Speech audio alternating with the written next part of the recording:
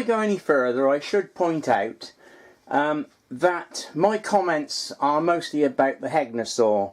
Now I've got two main scroll saws. The one you can see here, the big old green one, that's a Diamond, a British made saw which I've had for a long time. That was my first actual power fret saw. It's a really good quality machine. They no longer make those. You might find one second hand, but it's not as good as the Hegner. The other saw I've got is this Hegner saw. Now the reason I'm mentioning this is what I'm talking about mostly is the Hegner saw, but that doesn't mean there aren't other saws that are equally as good. There are lots of brands of saw, leading quality brands.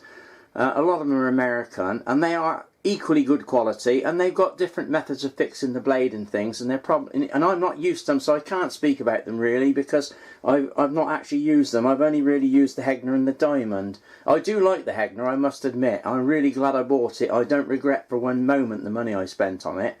But I thought I'd better mention that I'm not saying Hegner is the best. I'm just saying it is an excellent saw. It's really built quality. Anyway, I've said enough about that. I'm just going to say a word or two about the Fretsaw blades. Now these are the standard Fretsaw blades. As you can see from the ruler, they're approximately 5 inches long. And these are just what you call standard blades. Now I just put a few out to show you the differences. This very, very thin one at the front, that's what they call a double O blade, 00, and that's generally the finest you would use for woodwork. They're very delicate, you have to be very careful. Unless you're used to fret sawing, you might find it a bit difficult using these because they will break. They're for very delicate thin work. Then we got another one here, which that's an actual number 3 blade, and the last one here is a number 11. Now you can get various sizes from 00 through 000, 1, 2, 3, 5, 7, 9, you know, right up 11, and there's even the 12 I believe. I've got most of the sizes, but you don't need all those sizes. You can have a representative sample. The other one you see here, the last one, this is what they call a reverse tooth blade. And I don't really want to go into too much detail about those because there's a whole video could be made about blades alone, but they're quite good those because you don't get any cutout on the back. But that I won't go into detail because it'll only complicate matters. Now I want to show you the way of fixing the blades in the Hegner. While we're on the subject of blades, I thought I might just show you the way I store them. This is my fretwork cabinet where I keep all the blades and things. I've got some little drawers underneath for odds and ends. I built it specially for fretwork, and you can see how the blades are fitted into their holders. Let's move in a little bit and you can have a proper look. I've got all the various types of blades there, metal cutting ones at the bottom. Those are generally the reverse tooth ones, and then round here you've got the other blades. These are the standard, as you can see from the numbers on them. 00, 0, 1, 2, 3, 4, 5, 6, right down to 9, 10, 7, 9, 10, 11, and some heavy duty ones on the end. Now some of these blades were my grandfather's, would you believe, and he was doing fretwork back in 1920, and I've still got a few of his blades left from the original Hobbits company, and they're still okay. Right, back to the Hegner blades. Now the Hegner blades are fitted using these little blocks, as you can see here, and it comes with what they call a clockwork key, for obvious reasons, because it's the same sort of key they use to wind old-fashioned mechanical clocks up. And you've got a squared knob on there, and you just turn that to lock it in place. And it looks a bit fiddly, but I'm going to show you the way that's done because it's a much easier way than you would imagine. And then you just put them on those little blocks. Now what I'm going to do on the top of my, I'm just going to take this off. I just put this on so you could see the blades clearer. Now this is my Hegner here, and you'll see on the top here I've got my own purpose-built table. There's several reasons for that, and again I think I've mentioned it in another video, so I won't talk in it now. So I'm going to take that off so you can see the blade mechanism better. We'll take that out of the way, put that over there. I always have that table on, it's much better.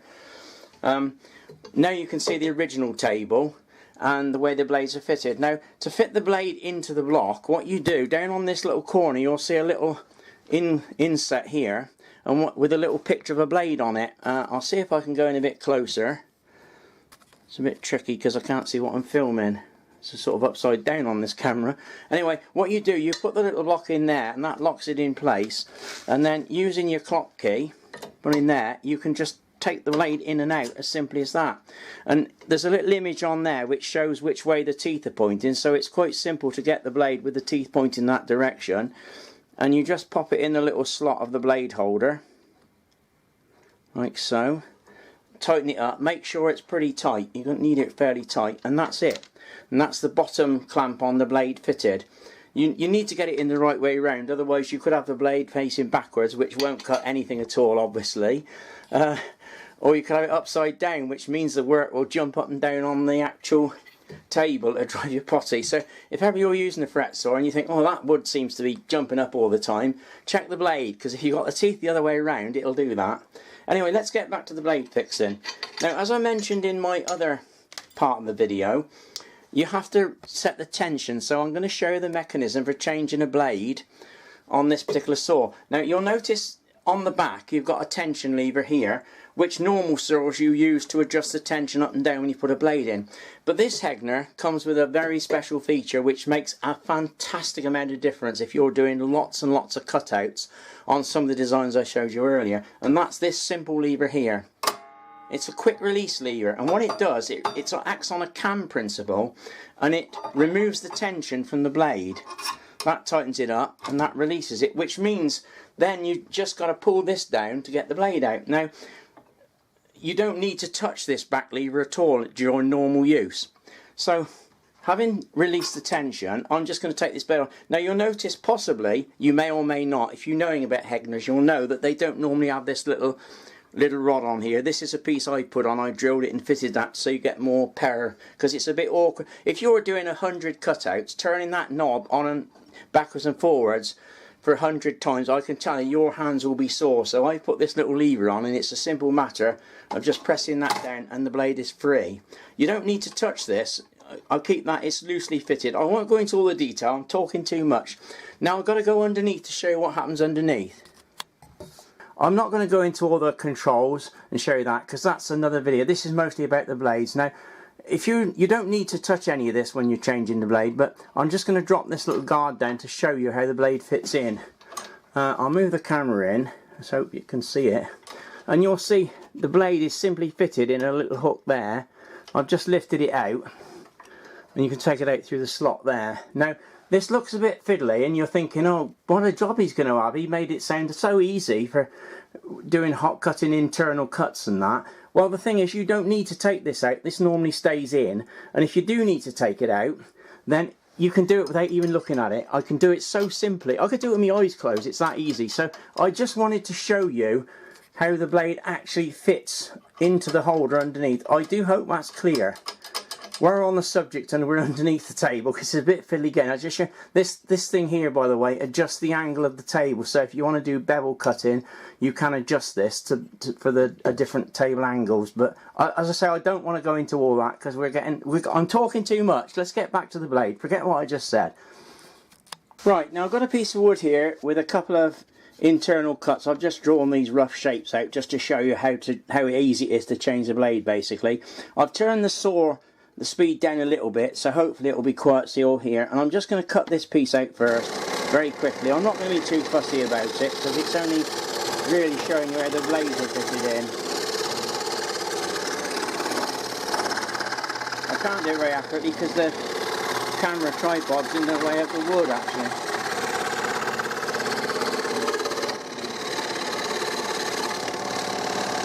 Okay, I'll just take that bit out. Now, I've done the first cut out. Now, what I've got to do now is take the saw blade out and pop it in there. And as I mentioned earlier, on a cheap saw, you can imagine what a job that's going to be. Now, watch how quick it is on the Hegner. Now, I'm sure to go wrong on this.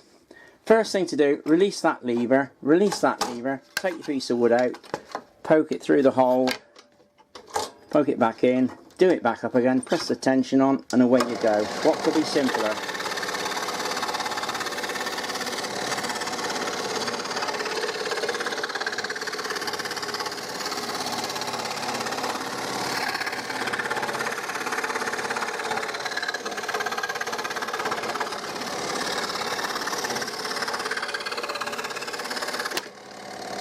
There you go. Now, see what I mean? Now, All I've done is just 2 there, and these are large and they're easy to do. But imagine with an intricate design like some I showed you earlier, what you'd have to do, keep changing that blade. It's a pinch with it. It's so simple. I can take the blade out completely and change it without even looking. Just watch this. Pull that lever, press that out, pull that off. I've got my hands underneath now. I'm still talking. I'm not looking at it. I can't even see it. I'm above the blade. I just pull the blade out like that, and I swap the blade over. I'll actually put a different blade in. I've got a thinner blade there, look, already fitted in the clamps. You can have spare clamps, and I'm just going to hook it underneath, and it's sure to go wrong now I'm doing it because the camera's watching me. And you can feel the way through, putting it back in, blades back in, tension's back on, and there we go. And I honestly, I'm above the saw here, talking to you in the camera. I can't even see underneath. I'll put my hands underneath, I can feel it, but I can change a blade without even looking. So if anybody tells you that changing the blade on a Hegner saw is complicated and difficult, ignore them. It is honestly the simplest thing in the world. My grandson was doing it when he was 7, and he's a dab hand at it now, I can tell you. He probably cut out neater than I can. Anyway, I think that's about it. That's the reasons, basically, why you should buy a proper saw, a decent saw. A cheap one will do fine for general woodwork, but if you're going to do proper fretwork, if you're really interested in fretwork, and there are a lot of people who are into it nowadays, you want to get a decent saw. I would say rather than spend £130, which is quite a lot after all on a cheaper saw, you'd be far better off looking on eBay or somewhere for a second-hand quality one. If you can get a Hegner or something like it, there are other makes, and to be fair, Axminster Tool Company do make what they call a Hegner clone, which looks almost the same as this. They've copied the design, obviously. I've not used one, but I know people who have, and they say they're very good, and they are cheaper than a Hegner. But if you can afford it, Hegner's a good saw. And as I said earlier, don't go by, I'm not saying Hegner's the best. There are other makes that have got equally good names. You know, I don't know much about them, but I've read on the internet of various other makes that people swear by, and some people prefer them to a Hegner. But I like the Hegner. But as I'm saying, this video is really only intended to discuss why you should buy a dearer saw than a cheap one. Why buy a expensive one when you can get a cheap one? Well, I hope I've answered that question to some degree. If you do have any questions, I'd be happy to answer them in the comments section. Bye for now.